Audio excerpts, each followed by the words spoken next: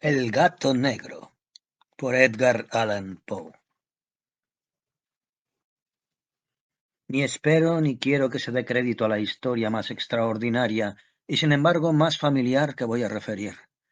Tratándose de un caso en el que mis sentidos se niegan a aceptar su propio testimonio, yo habría de estar realmente loco si así lo creyera. No obstante, no estoy loco, y con toda seguridad no sueño. Pero mañana puedo morir, y quisiera aliviar hoy mi espíritu. Mi inmediato deseo es mostrar al mundo clara, concretamente y sin comentarios, una serie simple de acontecimientos domésticos que, por sus consecuencias, me han aterrorizado, torturado y anonadado. A pesar de todo, no trataré de esclarecerlos. A mí casi no me han producido otro sentimiento que el de horror, pero a muchas personas les parecerán menos terribles que insólitos. Tal vez más tarde haya una inteligencia que reduzca mi fantasma al estado de lugar común, alguna inteligencia más serena, más lógica y mucho menos excitable que la mía, encontrará tan solo en las circunstancias que relato con terror una serie normal de causas y de efectos naturalísimos. La docilidad y humanidad de mi carácter sorprendieron desde mi infancia. Tan notable era la ternura de mi corazón que había hecho de mí el juguete de mis amigos. Sentía una auténtica pasión por los animales y mis padres me permitieron poseer una gran variedad de favoritos. Casi todo el tiempo lo pasaba con ellos, y nunca me consideraba tan feliz como cuando les daba de comer o los acariciaba. Con los años aumentó esta particularidad de mi carácter, y cuando fui hombre hice de ella una de mis principales fuentes de goce. Aquellos que han profesado afecto a un perro fiel y sagaz no requieren la explicación de la naturaleza o intensidad de los goces que eso puede producir. En el amor desinteresado de un animal, en el sacrificio de sí mismo, hay algo que llega directamente al corazón del que con frecuencia ha tenido ocasión de comprobar la amistad mezquina y la frágil fidelidad del hombre natural. Me casé joven. Tuve la suerte de descubrir en mi mujer una disposición semejante a la mía. Habiéndose dado cuenta de mi gusto por estos favoritos domésticos, no perdió ocasión alguna de proporcionármelos de la especie más agradable. Tuvimos pájaros, un pez de color de oro, un magnífico perro, conejos, un mono pequeño y un gato. Era este último animal muy fuerte y bello, completamente negro y de una sagacidad maravillosa. Mi mujer, que era en el fondo algo supersticiosa, hablando de su inteligencia, aludía frecuentemente a la antigua creencia popular que consideraba a todos los gatos negros como brujas disimuladas. No quiere esto decir que hablara siempre en serio sobre este particular, y lo consigno sencillamente porque lo recuerdo. Pluto, así se llamaba el gato, era mi predilecto amigo. Solo yo le daba de comer, y a donde quiera que fuese me seguía por la casa. Incluso me costaba trabajo impedirle que me fuera siguiendo por las calles. Nuestra amistad subsistió así algunos años, durante los cuales mi carácter y mi temperamento, me sonroja confesarlo, por causa del demonio de la intemperancia, sufrió una alteración radicalmente funesta. De día en día me hice más taciturno, más irritable, más indiferente a los sentimientos ajenos. Empleé con mi mujer un lenguaje brutal, y con el tiempo la afligí incluso con violencias personales. Naturalmente, mis pobres mascotas debieron de notar el cambio de mi carácter. No solamente no les hacía caso a algunos, sino que los maltrataba. Sin embargo, por lo que se refiere a Pluto, aún despertaba en mí la consideración suficiente para no pegarle. En cambio, no sentía ningún escrúpulo en maltratar a los conejos, al mono e incluso al perro, cuando por casualidad o afecto se cruzaban en mi camino. Pero iba secuestrándome mi mal, porque ¿qué mal admite una comparación con el alcohol? Andando el tiempo, el mismo Pluto que envejecía y naturalmente se hacía un poco huraño, comenzó a conocer los efectos de mi perverso carácter. Una noche, en ocasión de regresar a casa completamente ebrio, de vuelta de uno de mis frecuentes escondrijos del barrio, me pareció que el gato evitaba mi presencia. Lo cogí, pero él, horrorizado por mi violenta actitud, me hizo en la mano, con los dientes, una leve herida. De mí se apoderó repentinamente un furor demoníaco. En aquel instante dejé de conocerme. Pareció como si de pronto mi alma original hubiese abandonado mi cuerpo y una ruindad superdemoníaca, saturada de ginebra, se filtró en cada una de las fibras de mi ser. Del bolsillo de mi chaleco saqué un cortaplumas, lo abrí, cogí al pobre animal por la garganta y deliberadamente le vacié un ojo. Me cubre el rubor, me abrasa. Me estremezco al escribir esta abominable atrocidad. Cuando al amanecer hube recuperado la razón, cuando se hubieron disipado los vapores de mi crápula nocturna, experimenté un sentimiento mitad horror, mitad remordimiento por el crimen que había cometido. Pero todo lo más era un débil y equívoco sentimiento, y el alma no sufrió sus acometidas. Volví a sumirme en los excesos, y no tardé en ahogar en el vino todo el recuerdo de mi acción. Curó entre tanto el gato, lentamente. La órbita del ojo perdido presentaba, es cierto, un aspecto espantoso, pero después con el tiempo no pareció que se daba cuenta de ello. Según su costumbre, iba y venía por la casa, pero como debí suponerlo, en cuanto veía que me aproximaba a él, huía aterrorizado. Me quedaba aún lo bastante de mi antiguo corazón para que me afligiera aquella manifiesta antipatía en una criatura que tanto me había amado anteriormente. Pero este sentimiento no tardó en ser desalojado por la irritación. Como para mi caída final e irrevocable, brotó entonces el espíritu de perversidad, espíritu del que la filosofía no se cuida ni poco ni mucho. No obstante, tan seguro como que existe mi alma, creo que la perversidad es uno de los primitivos impulsos del corazón humano, una de esas indivisibles primeras facultades o sentimientos que dirigen el carácter del hombre. ¿Quién nos ha sorprendido numerosas veces cometiendo una acción necia o vil por la única razón de que sabía que no debía cometerla? ¿No tenemos una constante inclinación, pese a lo excelente de nuestro juicio, a violar lo que es la ley, simplemente porque comprendemos que es la ley? Digo que este espíritu de perversidad hubo de producir mi ruina completa. El vivo e insondable deseo del alma de atormentarse a sí misma, de violentar su propia naturaleza, de hacer el mal por amor al mal, me impulsaba a continuar y últimamente a llevar a efecto el suplicio que había infligido al inofensivo animal.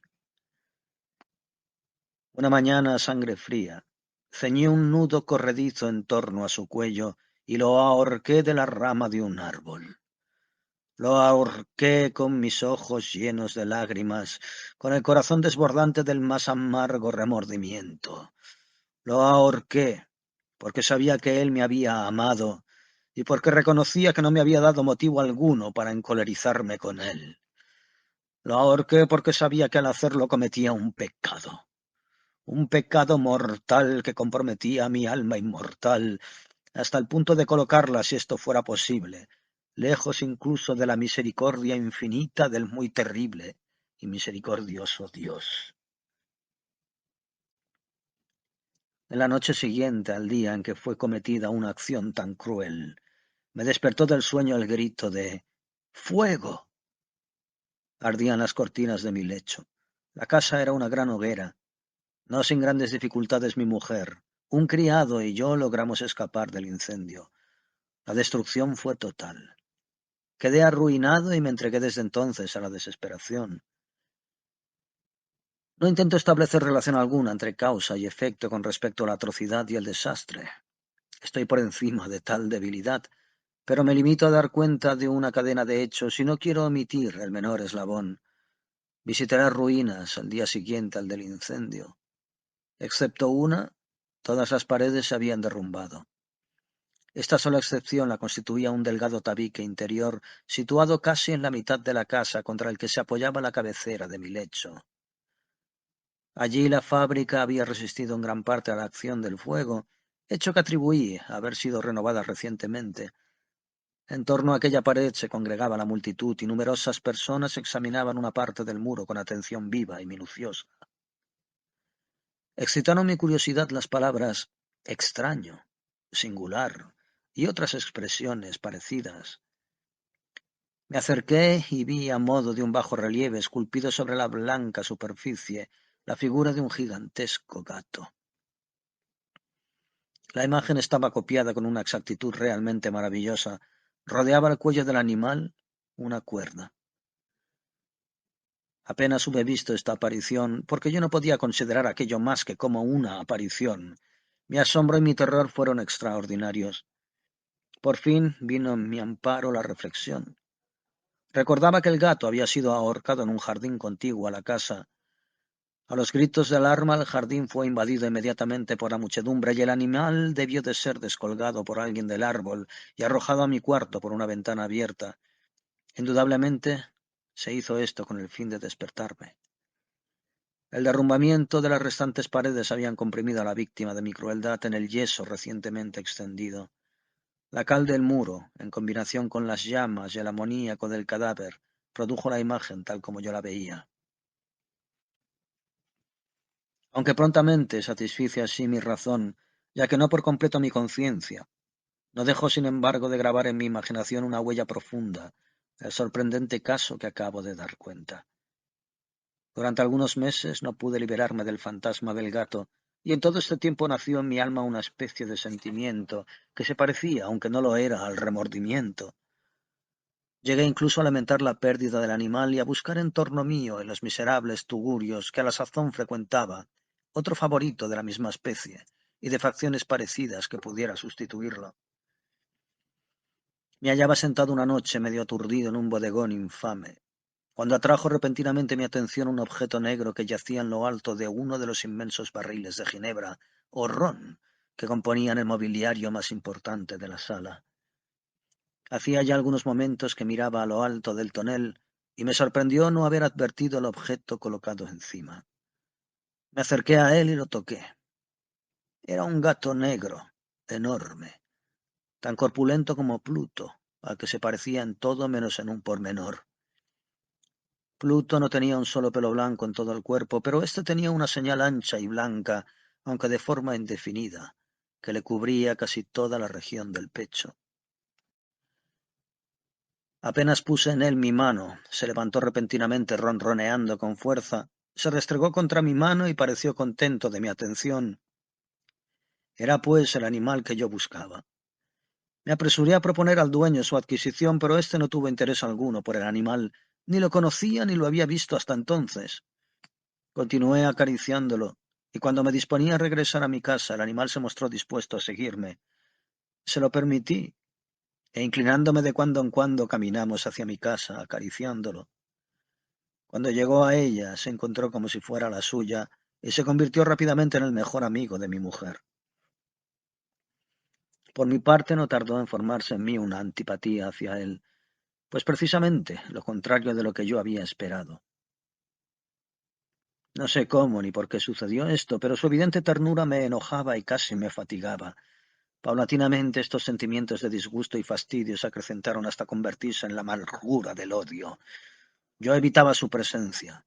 Una especie de vergüenza y el recuerdo de mi primera crueldad me impidieron que lo maltratara. Durante algunas semanas me abstuve de pegarlo, de tratarlo con violencia, pero gradual, insensiblemente, llegué a sentir por él un horror indecible y a eludir el silencio como si huyera de la peste, su odiosa presencia. Sin duda lo que aumentó mi odio por el animal fue el descubrimiento que hice a la mañana del siguiente día de haberlo llevado a casa. Como Pluto, también él había sido privado de uno de sus ojos. Sin embargo, esta circunstancia contribuyó a hacerlo más grato a mi mujer, que, como he dicho ya, poseía grandemente la ternura de sentimientos que fue en otro tiempo mi rasgo característico y el frecuente manantial de mis placeres más sencillos y puros. Sin embargo, el cariño que el gato me demostraba parecía crecer en razón directa de mi odio hacia él. Con una tenacidad imposible de hacer comprender al lector, seguía constantemente mis pasos. En cuanto me sentaba, se acurrucaba bajo mi silla o saltaba sobre mis rodillas, cubriéndome con sus caricias espantosas. Si me levantaba para andar, se metía entre mis piernas y casi me derribaba, o bien, clavando sus largas y agudas garras en mi ropa, trepaba por ellas hasta mi pecho. En esos instantes, aun cuando hubiera querido matarlo de un golpe, me lo impedía en parte el recuerdo de mi primer crimen, pero sobre todo me apresuró a confesarlo el verdadero terror del animal. Este terror no era positivamente el de un mal físico, y no obstante me sería muy difícil definirlo de otro modo. Casi me avergüenza confesarlo. Aún en esta celda de malhechor, casi me avergüenza confesar que el horror y el pánico que me inspiraba el animal se habían acrecentado a causa de una de las fantasías más perfectas que es posible imaginar. Mi mujer no pocas veces había llamado mi atención con respecto al carácter de la mancha blanca de que he hablado y que constituía la única diferencia perceptible entre el animal extraño y aquel que había matado yo. Recordará sin duda el lector que esta señal, aunque grande, tuvo primitivamente una forma indefinida, pero lenta, gradualmente, por fases imperceptibles y que mi razón se esforzó durante largo tiempo en considerar como imaginaria, había concluido adquiriendo una nitidez rigurosa de contornos. En ese momento era la imagen de un objeto que me hace temblar nombrarlo. Era sobre todo lo que me hacía mirarlo como a un monstruo de horror y repugnancia, y lo que si me hubiera atrevido me hubiese impulsado a liberarme de él. Era ahora, digo, la imagen de una cosa abominable y siniestra, la imagen de la horca. Oh, lúgubre y terrible máquina, máquina de espanto y crimen, de muerte y agonía. Yo era entonces en verdad un miserable, más allá de la miseria posible de la humanidad, una bestia bruta, cuyo hermano fue aniquilado por mí con desprecio. Una bestia bruta engendrada en mí, hombre formado a imagen del Altísimo, tan grande e intolerable infortunio. Ay, ni de día ni de noche conocía yo la paz del descanso, ni un solo instante durante el día me dejaba el animal, y de noche a cada momento, cuando salía de mis sueños lleno de indefinible angustia, era tan solo para sentir el aliento tibio de la cosa sobre mi rostro y su enorme peso, encarnación de una pesadilla que yo no podía separar de mí y que parecía eternamente posada en mi corazón. Bajo tales tormentos sucumbió lo poco que había de bueno en mí. Infames pensamientos se convirtieron en mis íntimos, los más sombríos, los más infames de todos los pensamientos. La tristeza de mi humor de costumbre se acrecentó hasta hacerme aborrecer a todas las cosas y a la humanidad entera. Mi mujer, sin embargo, no se quejaba nunca. Ay, era mi paño de lágrimas de siempre, la más paciente víctima de las repentinas, frecuentes e indomables expansiones de una furia a la que ciegamente me abandoné desde entonces. Para un quehacer doméstico, me acompañó un día al sótano de un viejo edificio en el que nos obligara a vivir nuestra pobreza.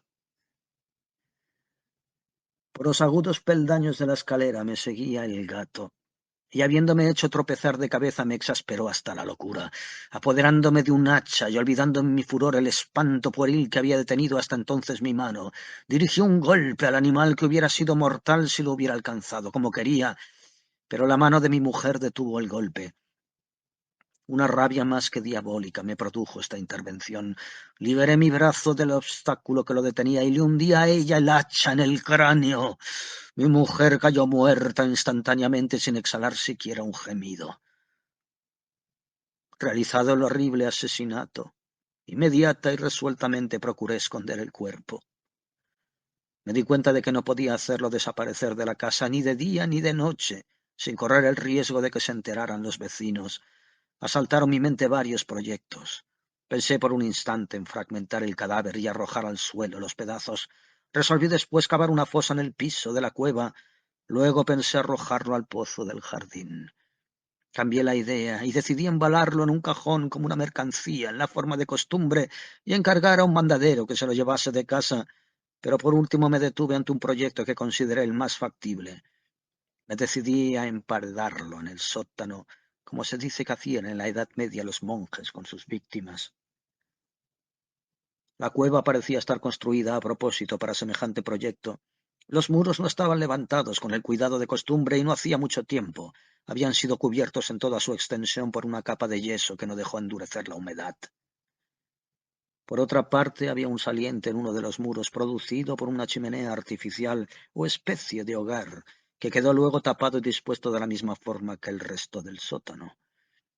No dudé que me sería fácil quitar los ladrillos de aquel sitio, colocar el cadáver y emparedarlo del mismo modo, de forma que ninguna mirada pudiese descubrir nada sospechoso. No me engañó mi cálculo. Ayudado por una palanca, separé sin dificultad los ladrillos y, habiendo luego aplicado cuidadosamente el cuerpo contra la pared interior, lo sostuve en esta postura hasta poder restablecer sin gran esfuerzo toda la fábrica a su estado primitivo. Con todas las preocupaciones imaginables me procuré una argamasa de cal y arena, preparé una capa que no podía distinguirse de la primitiva y cubrí escrupulosamente con ella el nuevo tabique. Cuando terminé, vi que todo había resultado perfecto. La pared no presentaba la más leve señal del arreglo. Con el mayor cuidado barrí el suelo y recogí los escombros. Miré triunfalmente en torno mío y me dije, por lo menos aquí mi trabajo no ha sido infructuoso. Mi primera idea entonces fue buscar al animal que había sido el causante de tan tremenda desgracia, porque al fin había resuelto matarlo. Si en aquel momento hubiera podido encontrarlo, nada hubiese evitado su destino. Pero parecía que el artificioso animal, ante la violencia de mi cólera, se había alarmado y procuraba no presentarse ante mí, desafiando mi mal humor. Imposible describir o imaginar la intensa, la apacible sensación de alivio que trajo a mi corazón la ausencia de la detestable criatura. En toda la noche no se presentó, y esta fue la primera que gocé desde su entrada en la casa, durmiendo tranquila y profundamente. Sí, dormí con el peso de aquel asesinato en mi alma. Transcurrieron el segundo y el tercer día. Mi verdugo no vino, sin embargo. Como un hombre libre, respiré una vez más. En su terror, el monstruo había abandonado para siempre aquellos lugares. Ya no volvería a verlo nunca. Mi dicha era infinita. Me inquietaba muy poco la criminalidad de mi tenebrosa acción. Se hincó una especie de sumario que apuró poco las averiguaciones. También se dispuso un reconocimiento, pero naturalmente nada podía descubrirse. Yo daba por asegurada mi felicidad futura. Al cuarto día, después de haberse cometido el asesinato, se presentó inopinadamente en mi casa un grupo de agentes de policía y procedió de nuevo a una rigurosa investigación del local. Sin embargo, confiado en lo impenetrable del escondite, no experimenté ninguna turbación. Los agentes quisieron que los acompañase en sus pesquisas. Fue explorado hasta el último rincón. Por tercera o cuarta vez bajaron por último a la cueva. No me alteré lo más mínimo. Como el de un hombre que reposa en la inocencia, mi corazón latía pacíficamente. Recorrí el sótano de punta a punta, crucé los brazos sobre el pecho y me paseé indiferente de un lado a otro. Plenamente satisfecha, la policía se disponía a abandonar la casa. Era demasiado intenso el júbilo de mi corazón para que pudiera reprimirlo. Sentía la viva necesidad de decir una palabra tan solo, a modo de triunfo, y hacer doblemente evidente su convicción con respecto a mi inocencia. Señores, dije por último cuando los agentes subían la escalera, es para mí una gran satisfacción haber desvanecido sus sospechas. Deseo a todos ustedes una buena salud y un poco más de cortesía. Dicho sea de paso, señores, tienen ustedes aquí una casa muy bien construida. Apenas sabía lo que hablaba, en mi furioso deseo de decir algo con aire deliberado. Puedo asegurar que esta es una casa excelentemente construida. Estos muros. ¿Se van ustedes, señores? Estos muros están construidos con una gran solidez. Entonces, por una fanfarronada frenética, golpeé con fuerza con un bastón que tenía en la mano en ese momento, precisamente sobre la pared del tabique tras el cual yacía la esposa de mi corazón. Ah, que por lo menos Dios me proteja y me libre de las garras del archidemonio. Apenas se hubo hundido en el silencio el eco de mis golpes, me respondió una voz desde el fondo de la tumba. Era primero una queja velada y entrecortada como el sollozo de un niño. Después enseguida se hinchó en un grito prolongado, sonoro y continuo, completamente anormal e inhumano. Un alarido, un aullido mitad horror, mitad triunfo, como solamente puede brotar del infierno. Horrible armonía que surgiera al unísono de las gargantas de los condenados en sus torturas y de los demonios que gozaban en la condenación. Sería una locura expresaros mis pensamientos. Me sentí desfallecer y tambaleándome caí contra la pared opuesta. Durante un instante se detuvieron en los escalones los agentes. El terror los había dejado atónitos. Un momento después, 12 brazos robustos atacaron la pared, que cayó a tierra de un golpe. El cadáver, muy desfigurado ya y cubierto de sangre coagulada, apareció rígido a los ojos de los circunstantes. Sobre su cabeza, con las rojas fauces dilatadas y llameando el único ojo, se posaba el odioso animal, cuya astucia me llevó al asesinato y cuya reveladora voz me entregaba al verdugo. Yo había emparedado al monstruo en la tumba.